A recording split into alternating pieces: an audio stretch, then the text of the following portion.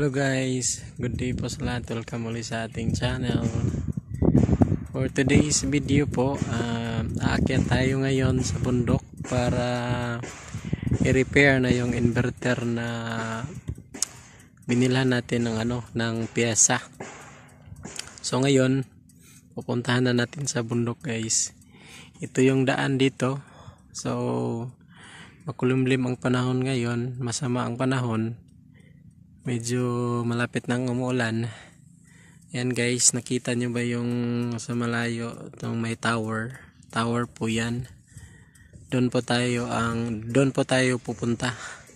So expected na po ngayon nga uulan at saka madulas yung daan na dadaanan natin. So samahan nyo ako guys sa ating journey ngayon.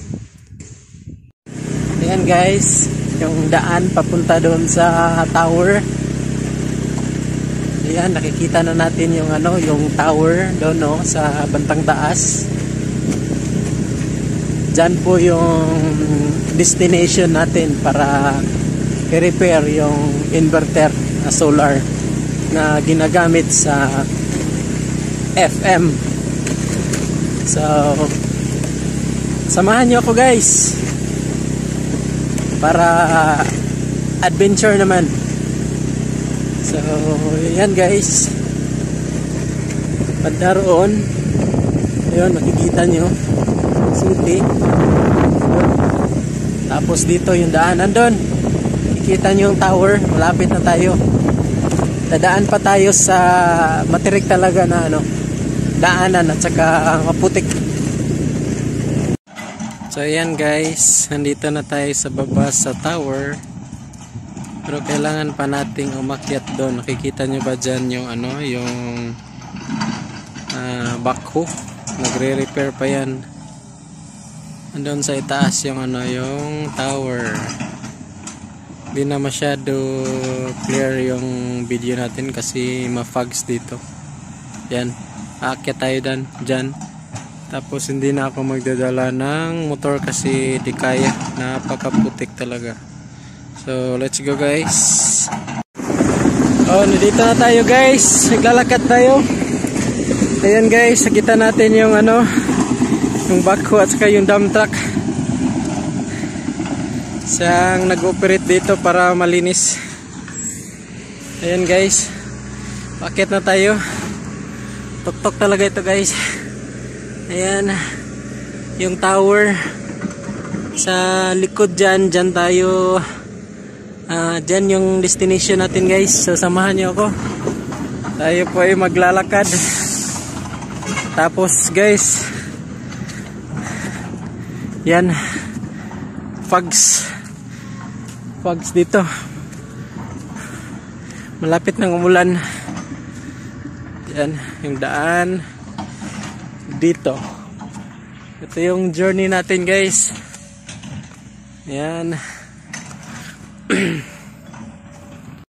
Yan guys, nandito na po tayo sa area na ating destination. Ayan, naglalakad na ako paakyat para dun sa tower. Nandun nakita nyo, ito yung hagdanan. Grabe, napakaputik sa daan. So yan guys, kikita nyo sa baba yung sasakyan ng kaibigan ko, kasamahan ko. Saka nakita nyo dyan, makulimlim yung paligid kasi ma-fogs yung paligid dahil masama yung panahon. So samahan nyo ako guys. Yun guys, nandito na tayo sa itaas. Yan yung tower, kita nyo yan. Yan po yung mga panels. So lapitan natin guys. Grabe. Ayan guys, yung mga panels. Yan, palipat tayo sa kabila. Ayan, ilalim ng mga panels.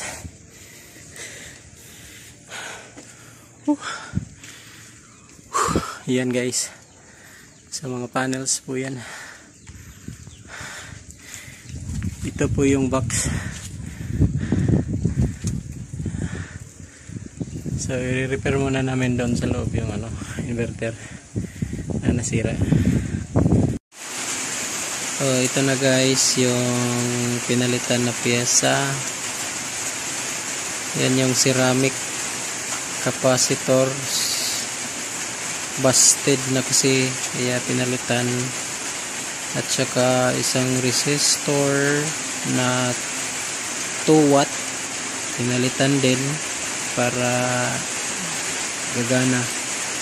So try natin tong ikabit guys, try natin kung gagana ba talaga o may iba pang sira na kailangan na i-check. So manood lang kayo guys. Hello guys, ito na po yung result ng pagre-repair namin dito. So ayan guys, yung dalawang inverter na power MR active na po ngayon. Ito yung nasira dati na ni-repair ni Prisa ng ng pyesa. At ito yung okay na binaklas din, tinanggal yung cover para makita yung loob at saka makita ang mga pyesa para reference lang para mapalitan itong isa na nasira. So yan, ikita niyo dyan. So good na po yan. Saka nandito yan,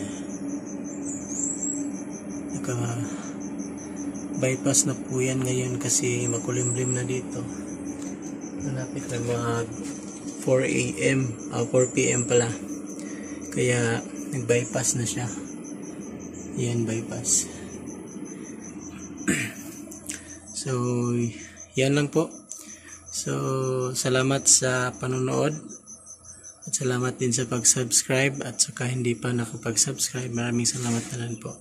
Like and share na lang din po. Maraming salamat. God bless.